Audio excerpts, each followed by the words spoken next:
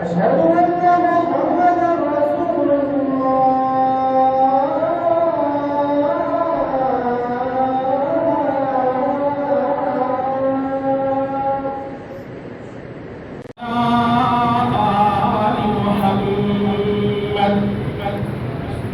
صليت على إبراهيم وعلى آل إبراهيم إنك حميد مجيد.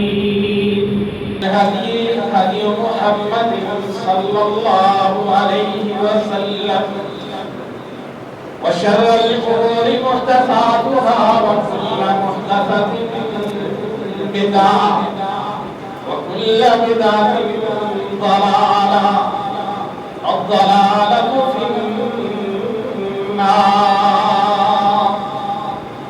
من يطع الله ورسوله فقد رشد واهتدى ومن يعص الله ورسوله فقد ضل وغوى. اللهم صل على محمد وعلى آل محمد كما صليت على إبراهيم وعلى آل إبراهيم إنك حميد مجيد. اللهم بارك على محمد وعلى آل محمد كما باركت على إبراهيم وعلى آل إبراهيم إنك حميد مجيد. بسم الله والصلاة والسلام على رسول الله. بسم الله والصلاة والسلام على رسول الله. اللهم افتح لي أبواب رحمتك.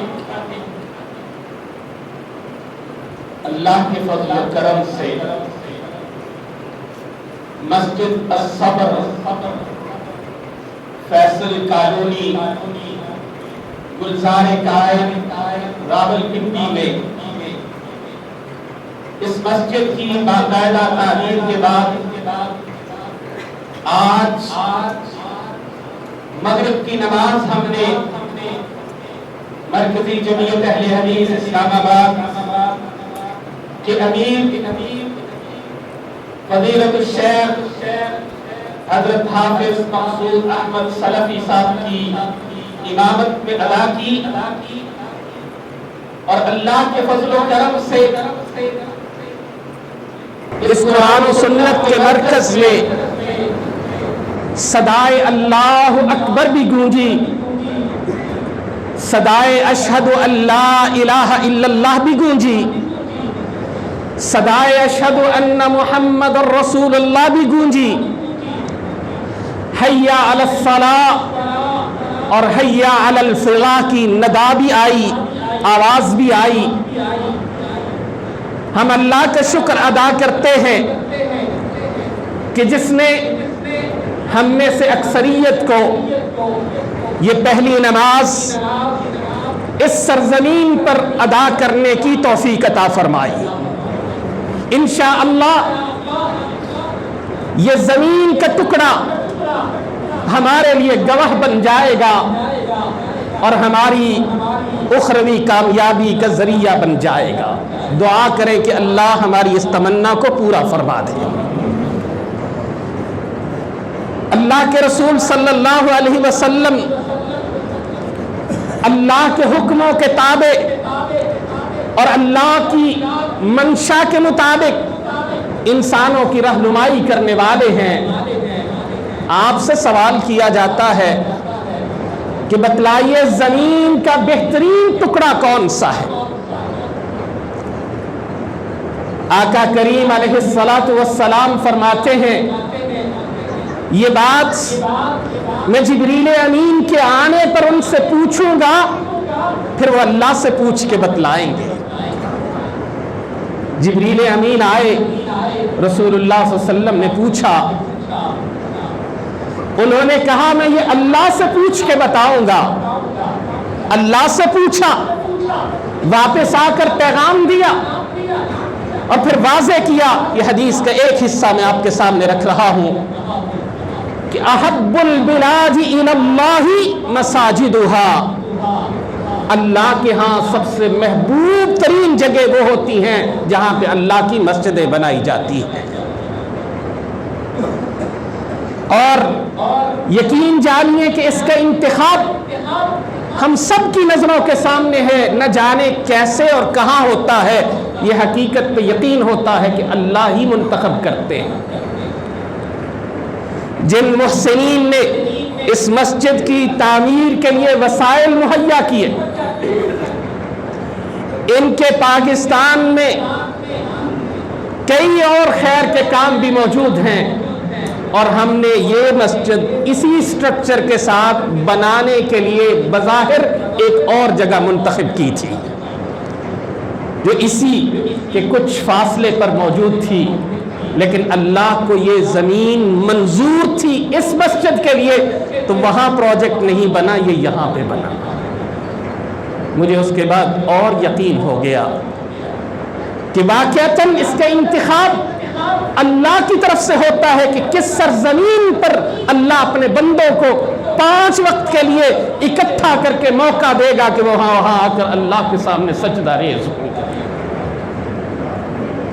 اور چونکہ یہ مسجد کا معاملہ ہم سب کے سامنے ہے کہ اس دور میں مساجد ہی وہ مراکز ہیں جہاں پہ ہم اپنا ایمان بچا سکتے ہیں. مسجد ہی وہ مراکز ہیں جہاں پہ ہم اپنے آنے والے بچوں کا مستقبل سنوار سکتے ہیں. یقین مانیے کہ فتنے اپنے پر کھول کر، اپنے منہ کھول کر ہمیں نوچنے کے لیے گدھوں کی طرح پے در پے نازل ہو چکے ہیں.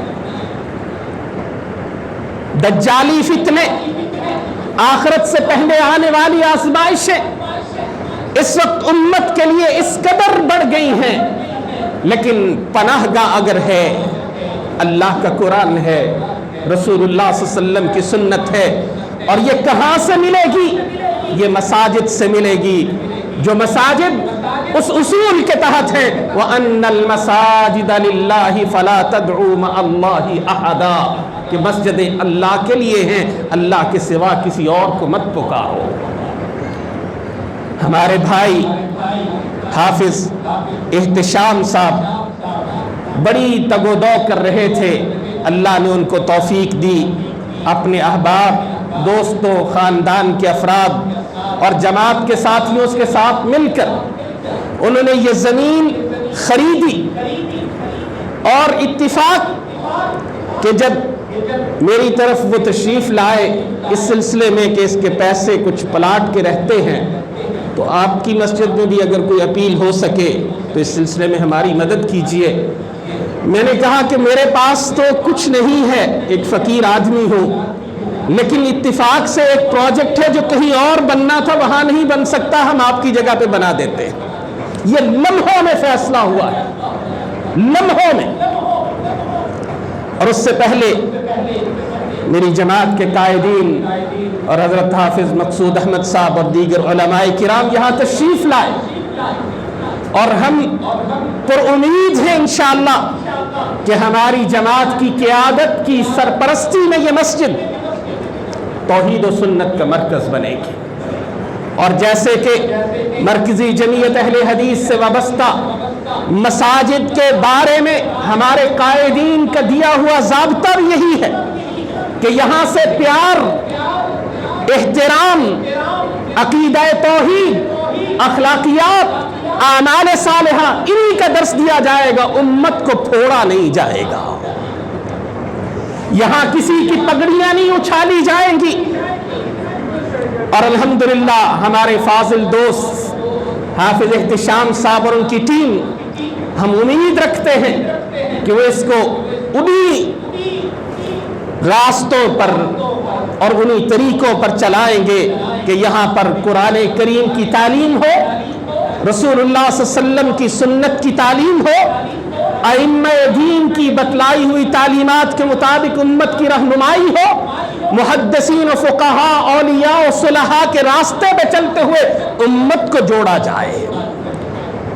اور رسول اللہ صلی اللہ علیہ وسلم نے چونکہ ان مساجد کے بنانے والوں کی بھی فضیلتیں ذکر کی ہیں، تو یقیناً ہمارے لیے یہ واجب ہے کہ ہم ان کے لیے بھی دعا کریں کہ اللہ ان سب کو وہ فضیلتیں عطا کر دے جنہوں نے اس مسجد کی زمین خریدنے سے لے کر آج اس بنی ہوئی بلڈنگ تک جتنا حصہ ڈالا ہے، اللہ اسی حصے کے مطابق نہیں بلکہ اپنی شان کریمی کے مطابق انہیں اجر عطا فرما۔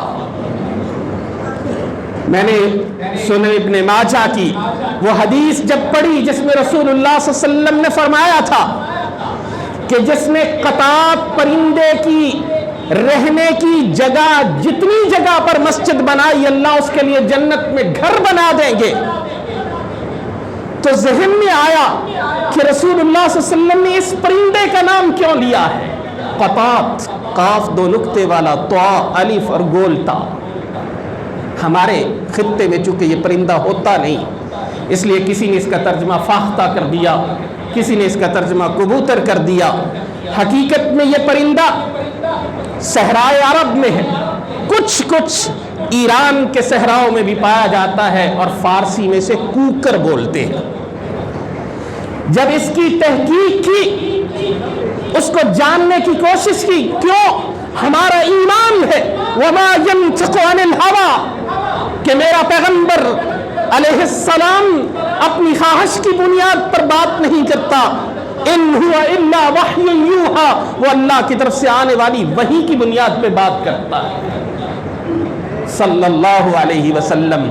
تو یقین ہو گیا کہ اس پرندے کا نام کسی خاص مناسبت سے لیا گیا ہے۔ پتا چلا یہ پرندہ صحرا میں ریت کے اندر اپنا چھوٹا سا گھر بناتا ہے، 3-4 انڈے دیتا ہے، ایک بالشت چوڑائی اور لمبائی کے برابر اس کا یہ چھوٹا سا گھونسلہ ہوتا ہے، وہاں پر یہ بچوں کی پرورش کرتا ہے۔ رسول اللہ صلی اللہ علیہ وسلم نے مثال دے کے کہا جس نے اتنی جگہ پہ مسجد بنائی اللہ اس کے لیے جنت میں گھر بنا دیں گے۔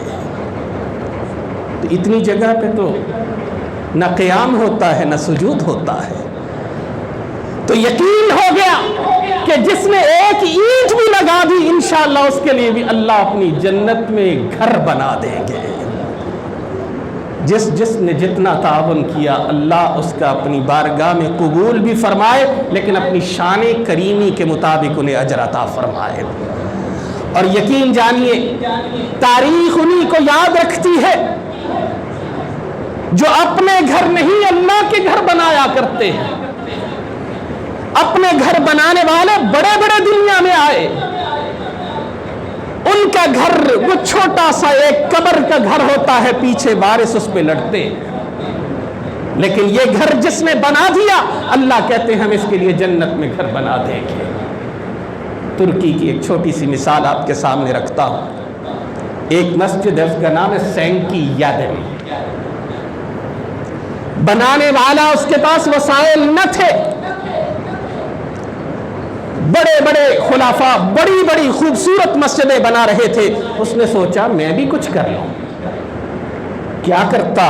بازار میں نکلتا، جیب سے پیسے نکالتا، کوئی چیز خریدنے کھانے پینے کو جی چاہتا، اس کا ریٹ پوچھتا، ریٹ پوچھنے کے بعد اس سے طے کرتا، پیسے جیب سے نکالتا، ایک ڈبے میں ڈالتا، کہتا گویا کہ میں نے کھا لیا۔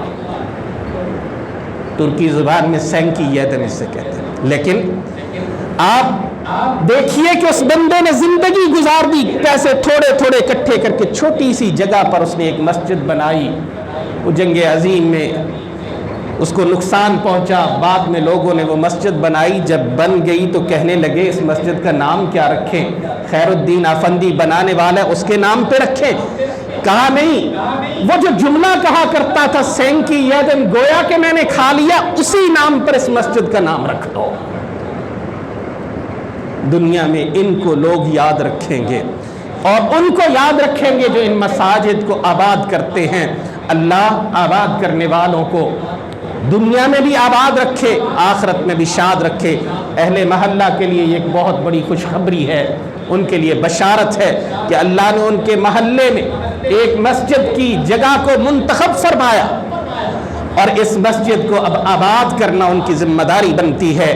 یہاں فرقہ واریت نہیں ہوگی، قرآن و سنت کی تعلیم ہوگی، اور انشاءاللہ امت کو جوڑنے کی تعلیم ہوگی، لیکن سلف صالحین کے منہج کے مطابق ہوگی۔ میں آخر میں اپنی گفتگو کو سمیٹتے ہوئے چند جملے عربی زبان میں اپنے ان محسنین کے لیے کہنا چاہوں گا جنہوں نے اس کی تعمیر کے لیے خصوصی طور پہ وسائل مہیا کیے، اور میں سمجھتا ہوں کہ یہ ہمارا ان کا شکریہ ادا کرنا ہم پر واجب بھی ہے، ذمہ داری بھی ہے، اور سب مل کر دعا بھی کریں گے انشاءاللہ کہ اللہ تعالیٰ ان کی اس محنت کو، ان کی اس قربانی کو، ان کے اس حصے کو اپنی بارگاہ میں قبول و منظور فرمائے۔ تو میں آپ سے چند لمحے، کچھ لوگ جو عربی جانتے ہوں گے، وہ جو نہیں جانتے ان کو صرف میں اتنا بتا دوں کہ میں ان کا ایک شکریہ ادا کرنا چاہوں گا آپ سب کی طرف سے، اہل محلہ کی طرف سے، اپنے برادر عزیز حافظ احتشام صاحب اور جماعت مرکزی جمعیت اہل حدیث کی طرف سے۔ احمدہ واصلی واسلم علی سیدنا و مولانا محمد وعلی آل سیدنا و مولانا محمد وبارک وسلم وصلی علیہ۔ قال اللہ تبارک و تعالی ان المساجد للہ فلا تدعوا مع اللہ احدا۔ هذا المسجد مسجد الصبر الذي نحن موجودون فيه قد بني وأسس وافتتح اليوم بمناسبة مجيء رمضان، ونرجو من الله سبحانه وتعالى أن هذا المسجد سوف يخدم أهل هذه المنطقة، وهذا المسجد المسمى بمسجد الصبر قد بني من قبل مؤسسة الآبار المسجلة في باكستان، وقد قدم لها دعما ومساعدة وعونا مجموعة من الإخوة، ونحن نشكرهم جميعا، أنا شخصيا كوني وسيطا ونيابة عن جمعية أهل الحديث المركزية بمدينة راولپنڈی وبمدينة إسلام آباد، ونيابة عن أهالي هذه المنطقة وسكان هذه القطعة وهذه القرية وهذه المدينة تماما، وخاصة نيابة عن أخي حافظ احتشام محمود الذي سيتولى مسؤولية إدارة هذا المسجد والمركز القائم بجواره. فهذا المسجد إن شاء الله سوف يكون مسجدا نموذجيا يخدم المسلمين ويجمعهم ويقوم بدعوة الناس إلى عقيدة التوحيد وإلى التمسك بالسنة وفق المنهج الصالح لسلفنا الصالحين رضي الله عنهم وأرضاه. وهؤلاء يسمون هنا في باكستان أهل الحديث، ونحن دائما نعتبر أنفسنا جزءا من تلك الكوكبة السلفية المنتشرة في أنحاء العالم التي تعمل وفق المنهج المعتدل من غير تفريط وإفراط ومن غير تشدد، بل نحن نؤمن بالدعوة السليمة كما قال الله تبارك وتعالى ادع إلى سبيل ربك بالحكمة والموعظة الحسنة وجادلهم بالتي هي أحسن.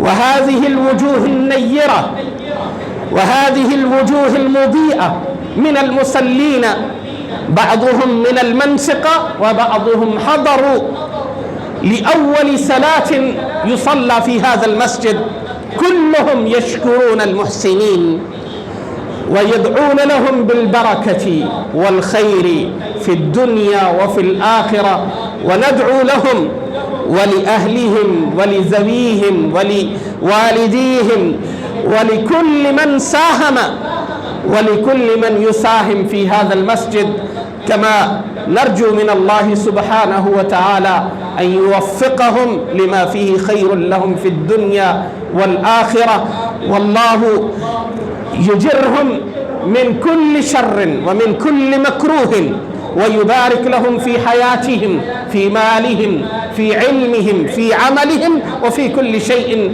ونسأل الله تبارك وتعالى بأن الله سيجزيهم ببيت في الجنة، بل ببيوت في الجنة إن شاء الله، وفقا لقول الله سبحانه وتعالى ولما أشار إليه رسولنا الكريم صلى الله عليه وسلم: من بنى لله مسجدا يبتغي به وجه الله بنى الله له بيتا في الجنة. وأكيد في هذه المسيرة الكاملة كان الإشراف الكريم من قبل مؤسسة الآبار المسجلة في باكستان، كان إشرافا كريما وكان إشرافا مهنيا، حيث إخوانهم القائمون قد قاموا ببناء هذا المسجد بنوعية واهتموا بكل ما يحتاج إليه هذا المسجد، فنشكرهم كذلك، ونشكر المحسنين، ونشكر كل من ساهم في شراء هذا الأرض، في بناء هذا المسجد. وأيضا ندعو لكل من يعمر هذا المسجد ويجعله مركزا للتوحيد والسنة، ومركزا لخدمة المسلمين، ومركزا لجمع كلمة المسلمين، ومركزا لخدمة الإنسانية الجمعاء. وبهذه الكلمات أقدم الشكر الجزيل مرة ثانية ثالثة رابعة، وأكرر الشكر، والشكر واجب. أشكر الله ثم أشكر المحسنين، وأشكر كل من ساهم وكل من ساعد وكل من عمل. ونسأل الله تبارك وتعالى أن يتقبل منا ومنهم صالح الأعمال، وأن يتقبل منا كما تقبل من أنبيائهم الكرام. وأشير هنا إلى دعوة سيدنا إبراهيم عليه السلام وسيدنا إسماعيل عليهم السلام عندما كانوا يبنون بيت الله، فماذا كانوا يدعون؟ ربنا تقبل منا إنك أنت السميع العليم. سیدنا ابراہیم علیہ السلام اپنے بیٹے حضرت اسماعیل علیہ السلام کے ساتھ مل کر جب بیت اللہ کی تعمیر کر رہے تھے تو کیا کہہ رہے تھے؟ ربنا تقبل منا انک انت السمیع العلیم. وہ تو نبی تھے، خلیل تھے، اللہ سے یہ دعا کر رہے تھے، بنا کیا رہے تھے؟ اللہ کا گھر. کس کے کہنے پہ؟ اللہ کے کہنے پہ. لیکن دعا پھر بھی یہ ہے ربنا تقبل منا انک انت السمیع العلیم. ہم بھی یہی دعا کرتے ہیں ربنا تقبل منا، اے اللہ ہم سے قبول کر لے. میرے اللہ کو یقین مانے ہمارے سجدوں کی ضرورت نہیں ہے، ہماری مسجدیں بنانے کی ضرورت نہیں ہے. اللہ کہتے تم نہیں کرو گے تسبح لہ من فی السماوات والارض، آسمان اور زمین میں بسنے والے سب اس کی تسبیح کرتے ہیں. یہ تو سعادت مندی ہے میری اور آپ کی کہ اللہ نے ہمیں آنے دیا. دو شخص، ایک مسجد کے اندر آیا، دوسرا باہر کھڑا انتظار کرتا رہا. اس نے تھوڑی دیر کر دی، باہر نکلا، اس نے پوچھا دیر کیوں کر دی؟ کس نے روک لیا؟ کہا اسی نے روکا جس نے تجھے داخل نہیں ہونے دیا. ہم داخل ہو گئے ہیں تو اس کا شکر ادا کریں اور دعا کریں ربنا تقبل منا انک انت السمیع العلیم. میں تمام احباب کا شکریہ ادا کرنا چاہوں گا اور میں حافظ احتشام صاحب سے کہوں گا کہ وہ تشریف لائیں، اگر قریب ہیں تو وہ شکریہ ادا کرنے کے بعد دعا کے لیے حضرت حافظ مقصود احمد صاحب کو دعوت دیں گے. انشاءاللہ حضرت حافظ صاحب دعا کروائیں گے. میں آنے والے تمام معزز مہمانان گرامی کا دل کی گہرائیوں سے شکریہ ادا کرتا ہوں کہ انہوں نے آ کر اس مجلس کو رونق بخشا اور اس مسجد کو شروع کرنے میں اپنی پہلی اینٹ رکھ کر اس کا سنگ بنیاد رکھ دیا ہے. تو اللہ رب العزت سے دعا ہے کہ اللہ رب العزت اس گھر کو توحید کا مرکز بنائے اور قرآن و سنت کی نشر و اشاعت کا مرکز بنائے. اب میں حضرت مولانا امیر مرکزی جمعیت اسلام آباد کو دعوت دوں گا حافظ مقصود احمد صاحب کو کہ وہ تشریف لائیں اور اللہ کے حضور اس بابرکت موقع پر دعا کریں کہ اللہ رب العزت ہماری اس محنت اور کافش کو قبول و منظور فرمائے اور جن حضرات نے بھی اس کار خیر میں حصہ لیا ہے اللہ رب العزت ان کے کاروبار جان و مال میں برکتیں نازل فرمائے. حافظ مقصود احمد حفظہ اللہ تعالی. یا رب لک الحمد کما ينبغي لجلال وجهك ولعظیم سلطانك. اللهم لك الحمد ملء السماوات والأرض وملء ما شئت من شيء بعد. أهل الثناء والمجد أحق ما قال العبد وكلنا لك عبد. اللهم لك الحمد حتى ترضى ولك الحمد إذا رضيت ولك الحمد بعد الرضا. اللهم صل وسلم وبارك على نبينا محمد وآله وصحبه. رب اغفر وارحم وأنت خير الراحمين. اللهم إنا نسألك بأسمائك الحسنى وصفاتك العلى. اللهم إنا نسألك بكل اسم هو لك سميت به نفسك أو أنزلته في كتابك أو علمته أحدا من خلقك أو استأثرت به في علم الغيب عندك أن تجعل القرآن العظيم ربيع قلوبنا ونور صدورنا وجلاء أحزاننا وذهاب همومنا وغمومنا. اللهم رحمتك نرجو فلا تكلنا إلى أنفسنا طرفة عين وأصلح لنا شأننا كله. لا إله إلا أنت لا إله إلا أنت. اے اللہ آج ہم تیرے اس گھر کے افتتاح کے لیے جمع ہوئے ہیں.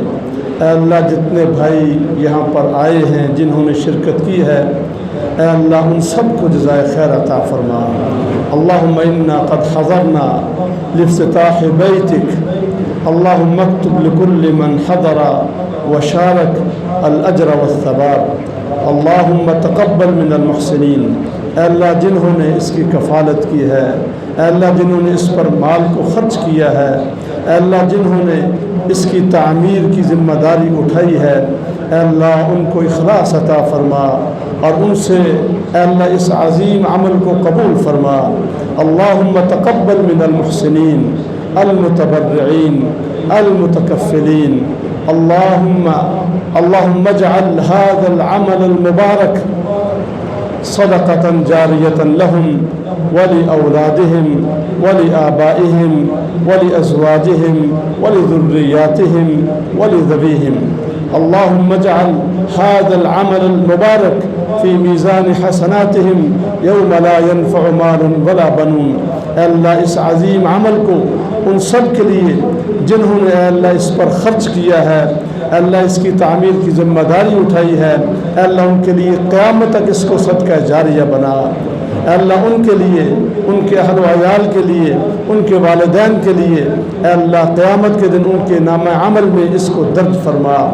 اللہم اجعل جمعنا هذا جمعا مرحوما وتفرقنا تفرقا معصوما ولا تجعل فينا ولا معنا احدا شقيا ولا محروما.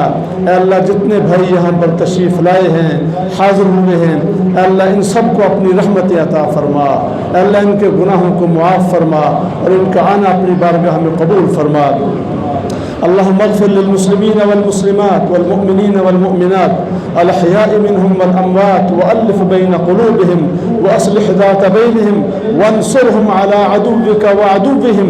اللهم انصر الإسلام والمسلمين، اللهم انصر الإسلام والمسلمين، اللهم انصر الإسلام والمسلمين وأذل الكفر والكافرين. اللهم احفظ سائر بلاد المسلمين، اللهم احفظ سائر بلاد المسلمين.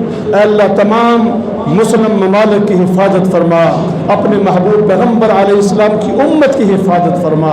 اللہم احفظ امت الاسلام، اللہم احفظ امت الاسلام، اللہم احفظ الدیار المقدسہ. اے اللہ مقدس سرزمین کی حفاظت فرما. اللہم احفظ ارض مکہ المکرمہ والمدینہ المنورہ وما حولها من الدیار المقدسہ.